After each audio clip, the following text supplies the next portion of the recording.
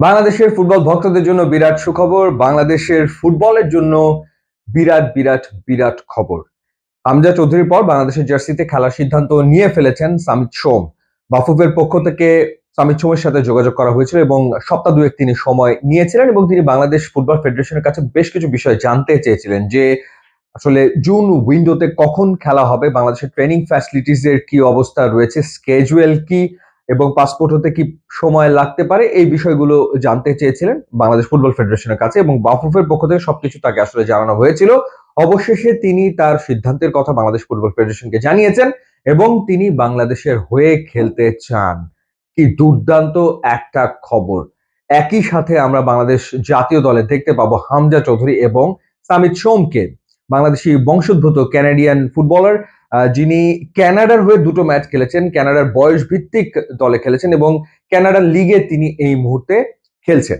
তো তার ইনক্লুশন একটা বিরাট ব্যাপার, কোনো সন্দেহ এ ব্যাপারে নেই। এখন কি কি ঘটনা হবে? এখন তার পাসপোর্ট তৈরির কাজটা আসলে হবে।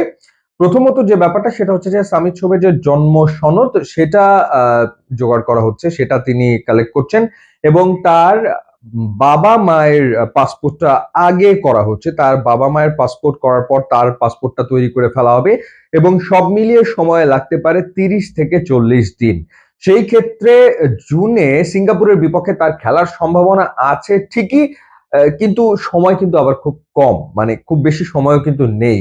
কারণ হচ্ছে যে পাসপোর্ট হয়ে যাওয়ার পর ফিফার একটা ফাইনাল অ্যাপ্রুভালের বিষয় থাকে, সেটার জন্য খানিকটা সময় আসলে লাগে। আমরা আশাবাদী হতে পারি যে সামিত সোমকে আমরা জুনেই আসলে দেখতে পারবো সিঙ্গাপুরের বিপক্ষে এবং জাতীয় স্টেডিয়ামে হামজা চৌধুরীর অভিষেক হবে এবং সেই ম্যাচে সামিত সোমেরও আসলে অভিষেক হবে এবং সিঙ্গাপুরের বিপক্ষে বাংলাদেশ জেতার জন্য মাঠে নামবে, সেই স্বপ্নটা আমরা দেখতেই পারি। কিন্তু সময় যেহেতু স্বল্প, হয়তো হয়তো মানে জুনের ম্যাচটা যদি সে খেলতে নাও পারে, আমরা ডেফিনেটলি আশা করতেই পারি যে অক্টোবর থেকে সামিত সোমকে বাংলাদেশ ন্যাশনাল টিমে আসলে রেগুলার পাওয়া যাবে এবং ডেফিনেটলি বাংলাদেশ দল এখন পুরোপুরি চোখটা রাখবে এশিয়ান কাপের মূল পর্বে, অর্থাৎ বাছাই পর্ব পেরিয়ে বাংলাদেশ এবার যে সত্যিকার অর্থেই এশিয়ান কাপের মূল পর্বে খেলতে চায় সেটা কিন্তু একেবারে পরিষ্কার।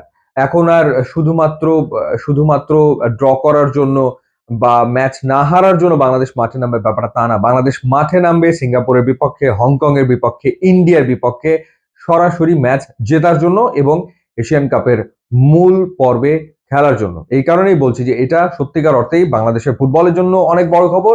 এটা বাংলাদেশের ফুটবল ভক্তদের জন্য বিরাট বিরাট বিরাট একটা সুখবর। কারণ সামিত সোম আসলে অনেক উঁচু মানের ফুটবলার। হ্যাঁ, Hamza Chowdhury definitely English premier লিগে খেলা ফুটবলার, কিন্তু সামিত সোমও অনেক উঁচু মানের একজন ফুটবলার। এই দুজন একসাথে খেললে ব্যাপারটা বাংলাদেশের জন্য দুর্দান্ত।